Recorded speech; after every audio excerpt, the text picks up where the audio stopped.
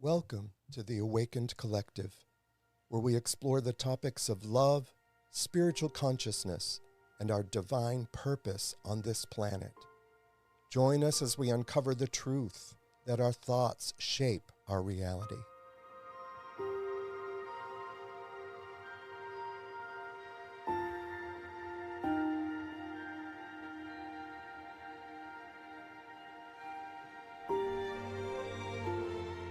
Welcome to the Awakened Collective. There we go. Welcome to the Awakened Collective podcast. I am Rick Gregory, and it is an absolute pleasure to be with you here today. And a special thank you to Audio Alchemy Productions and Danny Anderson. Thank you, Danny. Hey, thanks for joining us today.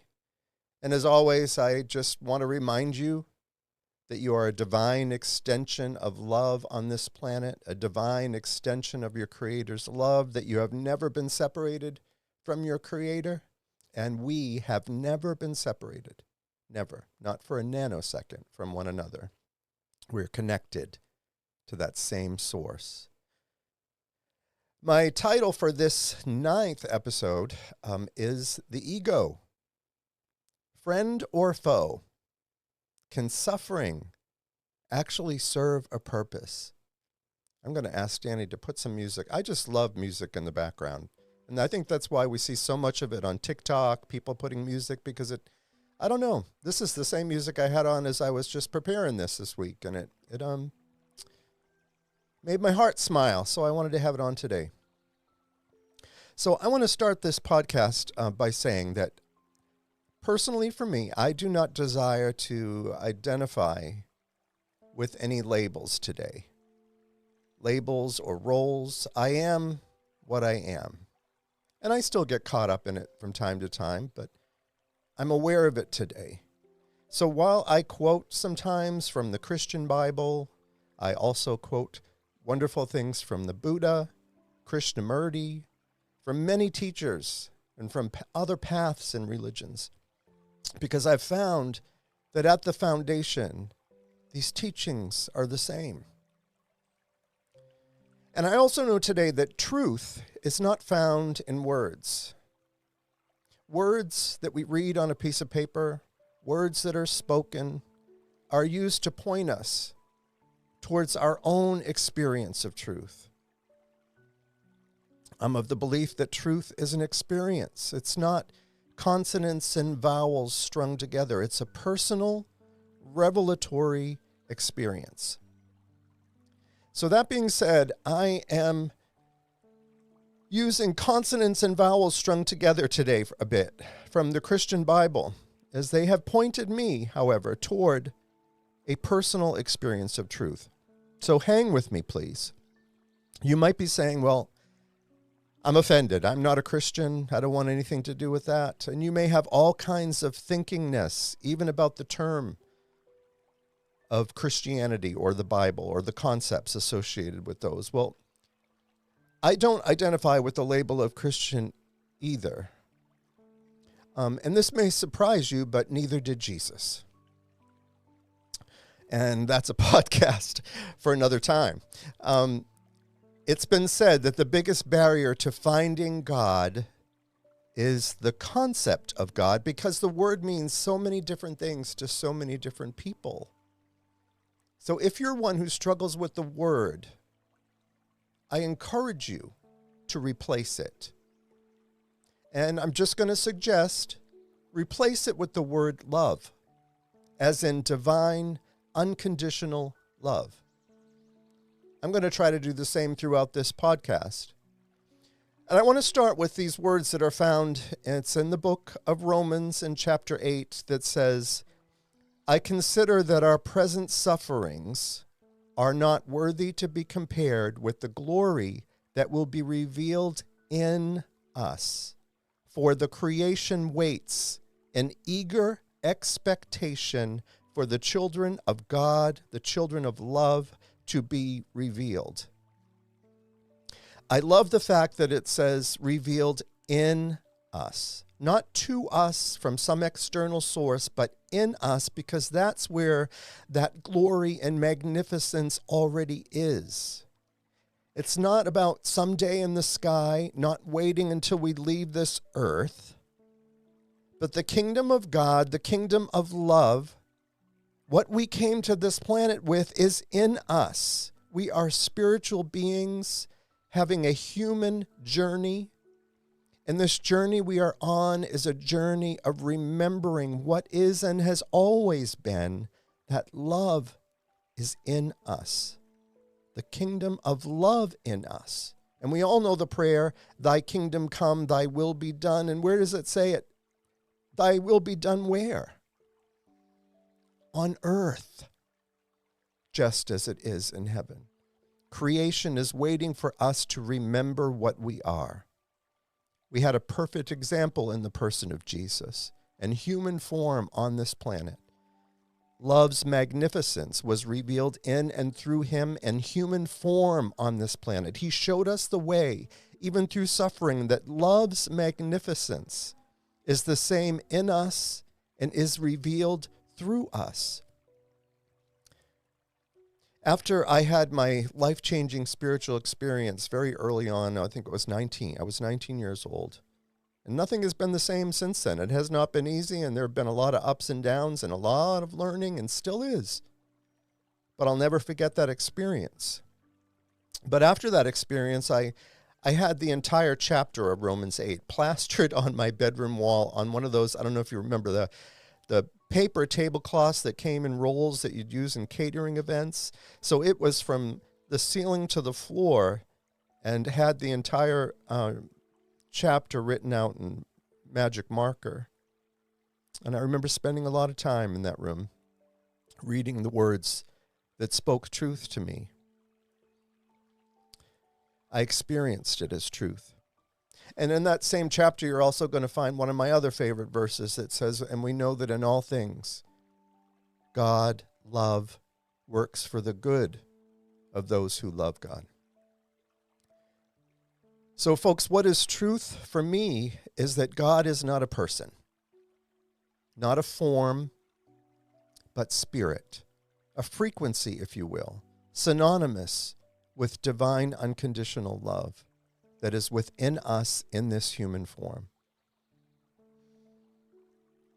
And so that verse that I just read, we could say it, and we know that love works all things together for our good. I want to take a step back in my life and share a piece of my body of evidence that validates this truth of love working all things together for good for me. So let me take you back a little bit. I majored in music at the University of Massachusetts in Amherst. I did not graduate. Life happened. I had that spiritual experience, as I was telling you about, that led me to getting really involved in church and Bible study and religion. And at that point in my life, I made a decision not to return to school, but instead chose to get married and begin a family, much to the dismay of my parents and my professors. I worked in retail for a while. I had a job in the mid-'80s in a medical office, which I absolutely loved. It was the first time that I recognized how much I enjoyed just being available and of service and helping other people. You know, this was back before they had, any certificates that you needed. So I learned how to draw blood and do pulmonary function testing and do EKGs and actually read EKGs. And I worked in a thallium stress testing center for people coming in for heart stress tests. And after being there a little bit, patients would come in, and when they didn't see me behind the desk, they would ask for me. And these were patients coming in, older patients, maybe not so old, but having concerns about their heart. And you can imagine, the fear that you experience with something like that. And I remember one lady saying, where's Rick? He always makes me feel at peace. I have goosebumps just thinking about that, because it's not about what we know. It's just about who we are becoming. And it was such a wonderful job, but the sad part was it didn't pay the bills. And I had babies and family. And one day I ran into a friend who told me about some openings at an electric utility that were paying double what I was making. And that was an entry-level position in this company. And I went ahead and I applied. It was some rigorous testing in this. It was the nuclear industry, so the rigorous testing involved. And I got the job. And I was excited. You know, I double what I was making. This is going to make a big difference. Well, let me tell you, the first several months of that job, this was what I had to do. I was in a records vault. If you've ever been in a records vault, it's just this huge, huge room with these huge fire-rated doors, shelves and shelves of boxes and the paper, and you could just smell the paper dust. I felt like every day I had paper mites on me, you know, and my job was to sit at this table. And by the way, this place was all spray foamed inside, and you had the humdrum of the temperature and humidity controls going on and all of that. And I'm sitting there at this table, and my job was cutting pieces of paper, of acid-free paper, to put in between radiographs, which were just X-rays of piping diagrams, thousands of them. That was my job. One day I was in there and I literally fell asleep. I put my head down for a second on the table and I was out. I was startled awake by hearing the vault door open. I popped my head up. I had drool on my face. And I looked out of the corner of my eye and it was my boss, and I was sure I was going to get fired. But apparently he didn't see that I had fallen asleep. I was miserable. I was convinced that I had made a terrible mistake. Well, wouldn't you know it, a job opened up in the company's medical facility. It was a facility on site within walking distance from where my office was currently at. And I had all the experience that fit the job. I just knew this was somehow the plan of the universe. It was all making sense. I got in the door of this great company making way better money, and now I was going to get to do what I so enjoyed at a much higher rate of pay. How could it get any better than that? I applied for the job, and I found out a week or so later that it was given to someone else. I was so distraught. I questioned my faith because I was so sure. The ego took over. I was angry. I believed they hired someone less qualified than I was, and all this self-centered thinking that goes along with that, the envy, the jealousy, and all of that. But I plugged along. I had a family. I eventually got moved out of that records vault, thank good Lord, and back into my office with other coworkers, and out of that crazy environment by myself, listening to the humdrum noise all day long. So that was a positive change, and I just kept trying to do my best. I was pissed off, but I had a family to take care of. Well, I want to tell you what happened from there, but it's going to be right after we take this brief break from our wonderful sponsor.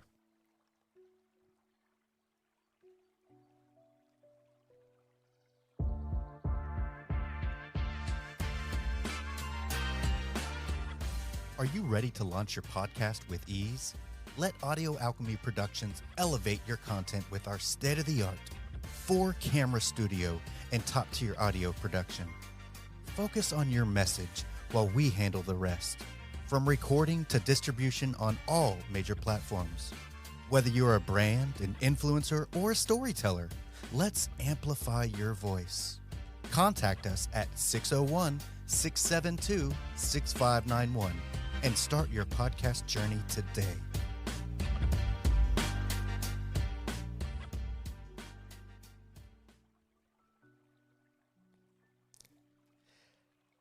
So, let me just pick up. Let me tell you what happened. So, I was back at my regular job and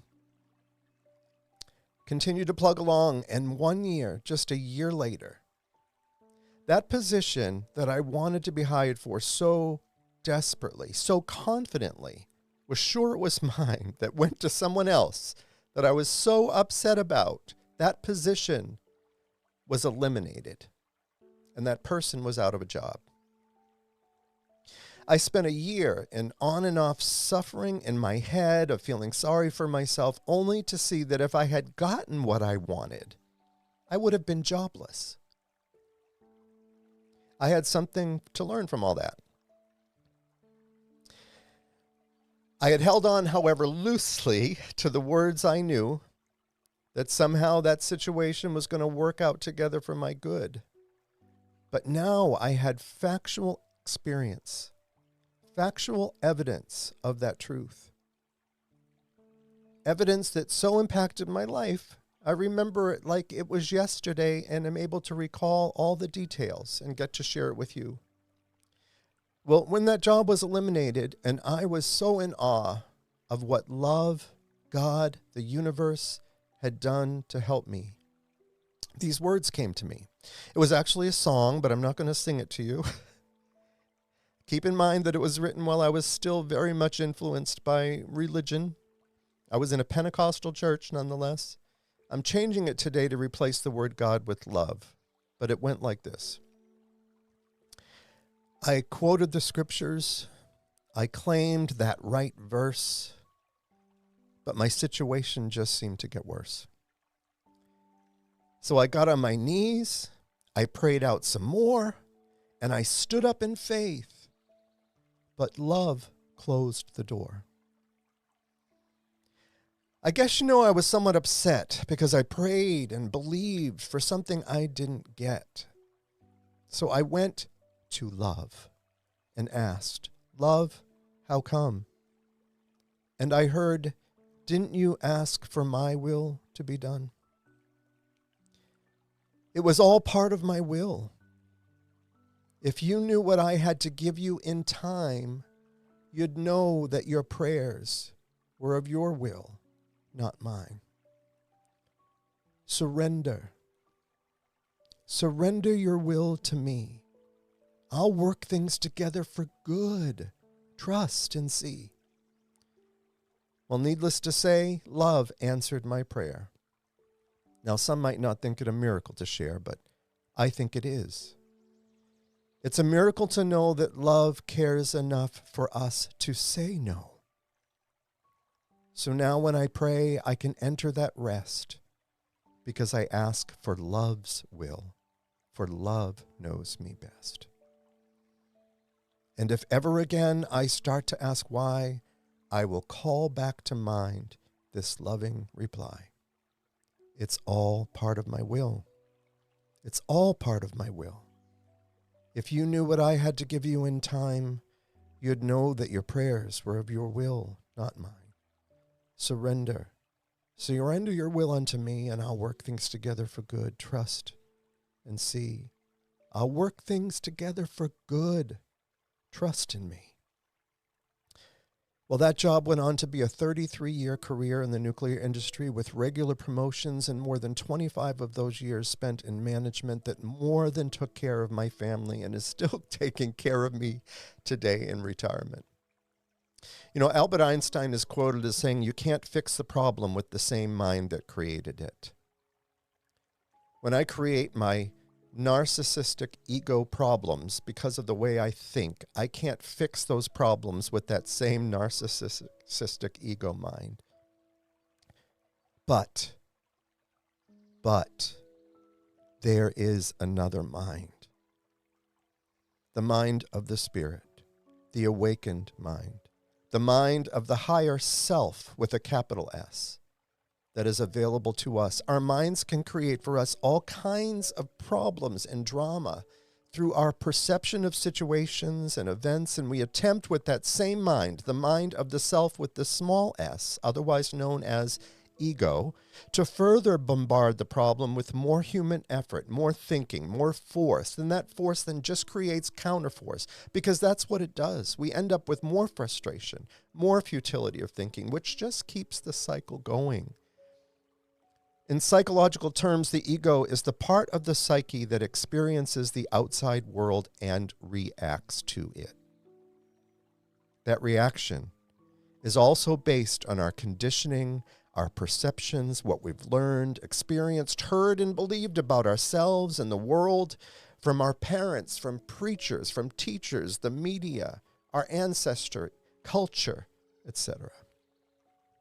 I'm sure there are folks here today reacting to my talking about God at all, the Bible, because it's based on what you've experienced, what you've learned, seen, heard, and believed throughout your life. The ego goes into overdrive. At least I know mine does. Thus, my desire to try to tread these waters a little carefully, because there's been a lot of injury associated with religion. And it's natural that the ego would be flashing a warning sign to shut it down. Now, I can't show you the ego on an MRI. Although next week I want to tell you my guest is a doctor, a neonatologist. Maybe she can talk about MRIs. But I can't show you the ego on an MRI. And I often wished I could have an egoectomy, if there was such a thing. I even have a t-shirt that says, "Your ego is not your amigo." Because I was of the belief that the ego was my enemy, keeping me in self-centeredness, judging everything, comparing myself to others, seeing myself as separate from love and from all of you, seeing myself as needing to be something or someone other than who I was, to get ahead at all cost, that I was less than or better than. I believed I didn't have a choice as to whether I listened to it and followed its lead. So I wanted it gone, because I didn't enjoy the suffering it was creating for me. But today, and again, this whole life is a journey, evolving. Today I see it differently. Today I see a purpose in the suffering it brings about. Now, the ego, its purpose is not only in basic survival. I mean, we're not out having to hunt anymore or protect our loved ones from wild animals, and the ego is still there. It's the same ego. It's the narcissistic ego, that self-centeredness, when it's on overdrive, what it teaches me about myself. When I find myself isolating, shutting down, or when I've crossed a line and act out in that narcissistic ego, wanting more, getting consumed with me and my, comparing, feeling threatened by the success of others, envious, jealous, thinking I'm better than others or not good as others, talented, not as educated. And therefore, what happens? I see myself separated from you, from others, and from love, from God. The suffering in my life, all of it, served and still serves the purpose of leading me to greater surrender, greater awakening, to see myself and to choose love, which always leads me back to the knowledge that everything is unfolding perfectly, working out exactly as it is intended to work out for my good. Now, whatever you think of the story of Adam and Eve, real or symbolical, it's taught me something. It was initially a picture of glory, of bliss, of the no ego, no thought of self, but simply awareness of the beauty of all of life, profound, infinite love, unconditional love, complete provision, until it wasn't. Until ego showed up. The knowledge of good and evil, which Adam and Eve were never capable of handling, and which we are not capable of handling, judging everything we lay our eyes on by our thinking, seeing ourselves, as I said, less than or more than, seeing ourselves as separate.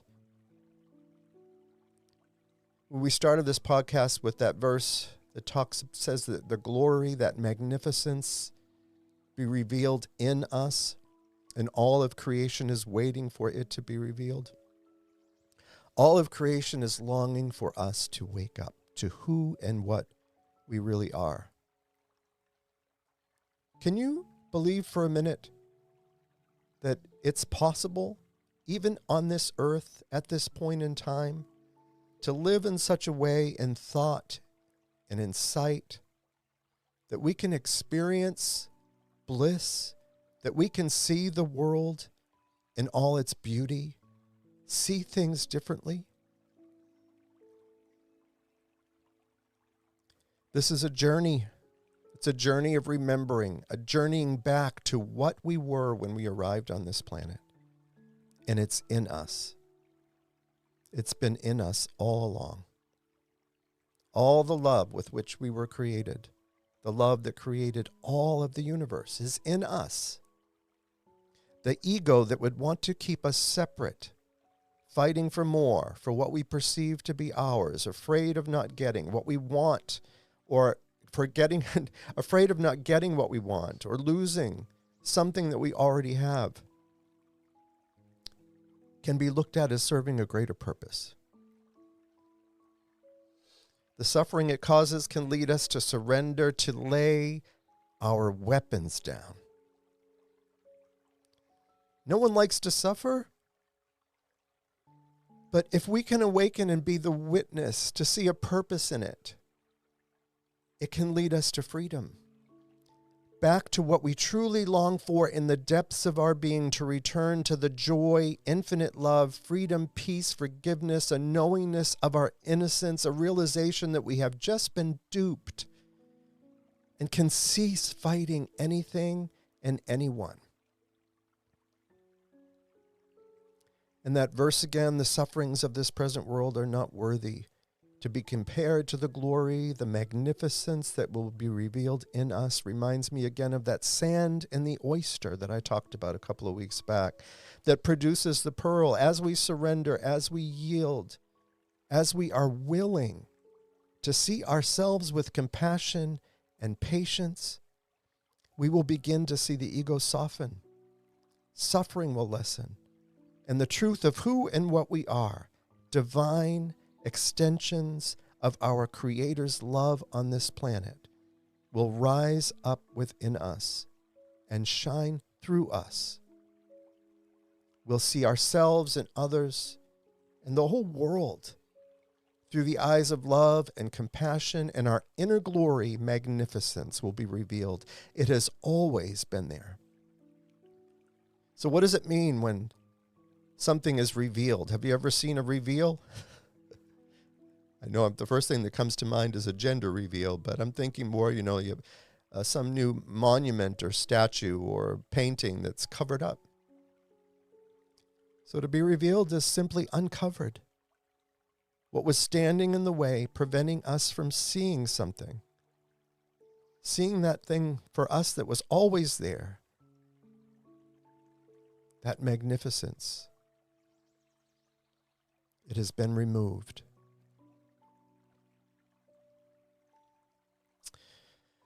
So, folks, I mentioned last week, and I'll probably mention a few more weeks, is that I've got a couple of books. This is not a sales pitch. I just really want you to be aware of them and know that they may help you. The first one, it's available. They are both available on Amazon. The first one is called The Awakened Collective. It's a 30-day mindfulness challenge. And I think it would help you especially if you're just getting started on a mindfulness journey.